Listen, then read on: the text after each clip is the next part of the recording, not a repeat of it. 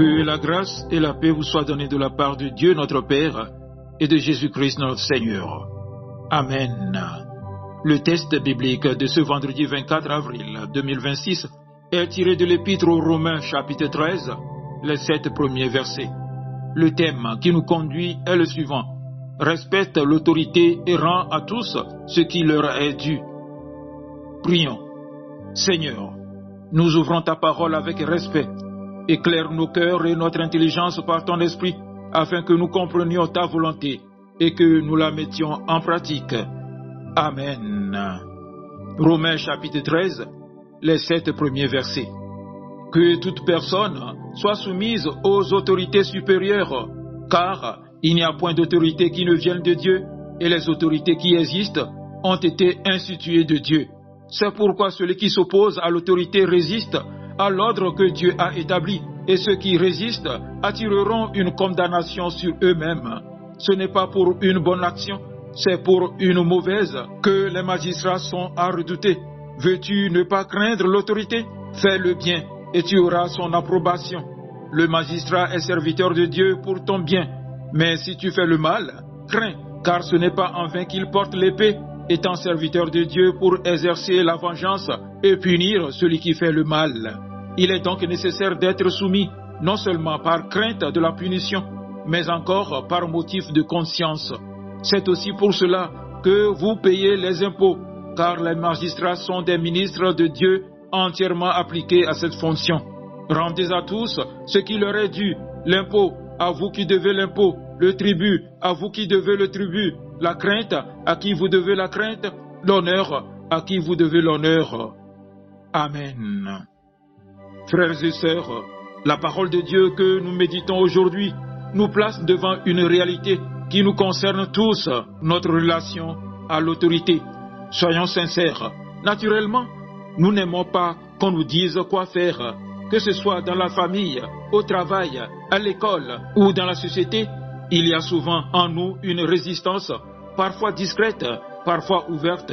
Nous voulons garder le contrôle, décider par nous-mêmes, suivre notre propre chemin. Et pourtant, dans ce passage, l'apôtre Paul nous enseigne une vérité forte. Respecter l'autorité fait partie de notre vie de foi. Il nous rappelle d'abord que toute autorité vient de Dieu. Cela signifie que Dieu est un Dieu d'ordre. Il n'est pas un Dieu de confusion, ni de chaos. Si nous imaginons un monde sans règles, sans loi, sans aucune forme d'autorité, nous comprenons vite ce qui se passerait.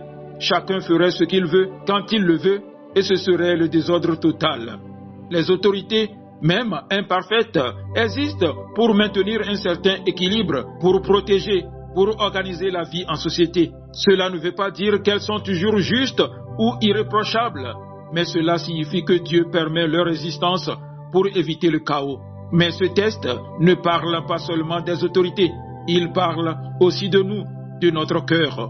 Car bien souvent, le véritable problème ne se trouve pas dans l'autorité, mais dans notre attitude face à elle. Nous pouvons obéir extérieurement tout en gardant intérieurement un esprit de résistance, comme cet enfant qui s'assoit parce qu'on le lui demande, mais qui dit en lui-même: dans mon cœur, je suis debout.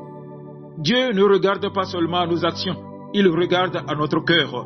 Il nous appelle à une obéissance sincère, motivée non par la peur, mais par la conscience de faire ce qui est juste devant lui. L'apôtre Paul va même plus loin. Il décrit l'autorité comme un serviteur de Dieu pour notre bien. Voilà une idée surprenante.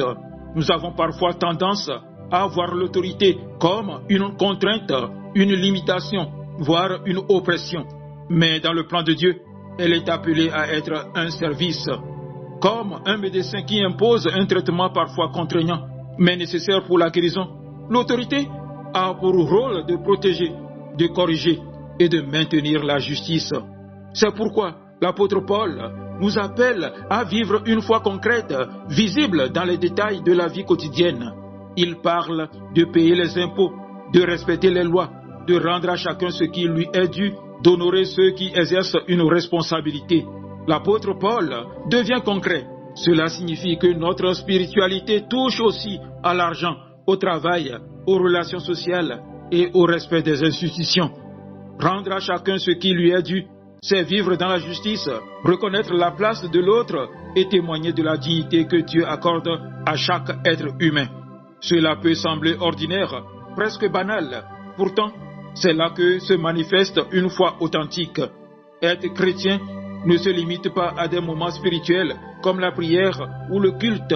Cela se voit dans notre manière de vivre chaque jour, dans notre honnêteté, dans notre respect, dans notre intégrité. Faire ce qui est juste, même quand personne ne regarde, voilà ce qui honore Dieu. Cependant, il est important de garder un équilibre. La parole de Dieu ne nous appelle pas à une obéissance aveugle. Si une autorité exige quelque chose qui va à l'encontre de la volonté de Dieu, alors notre fidélité première reste envers Dieu. Mais dans tout ce qui est juste, bon et légitime, nous sommes appelés à respecter et à coopérer. Frères et sœurs, ce message nous interpelle profondément. Il nous invite à examiner notre cœur. Quelle est mon attitude face à l'autorité? Suis-je prompte à critiquer, à contourner, à résister? Ou bien est-ce que je cherche à vivre avec respect, honnêteté et intégrité? Car au fond, il ne s'agit pas seulement d'une question sociale, il s'agit d'une question spirituelle. Notre manière de nous comporter dans la société reflète notre relation avec Dieu. Aujourd'hui, Dieu nous appelle à vivre une foi incarnée, visible, authentique, une foi qui ne se limite pas à des paroles, mais qui se traduit par des actes. Respecter, honorer, rendre à chacun ce qui lui est dû, c'est refléter le caractère de Dieu, un Dieu d'ordre, de justice et de vérité. Que le Seigneur nous aide à marcher dans cette voie. Amen. Paisible journée à vous tous.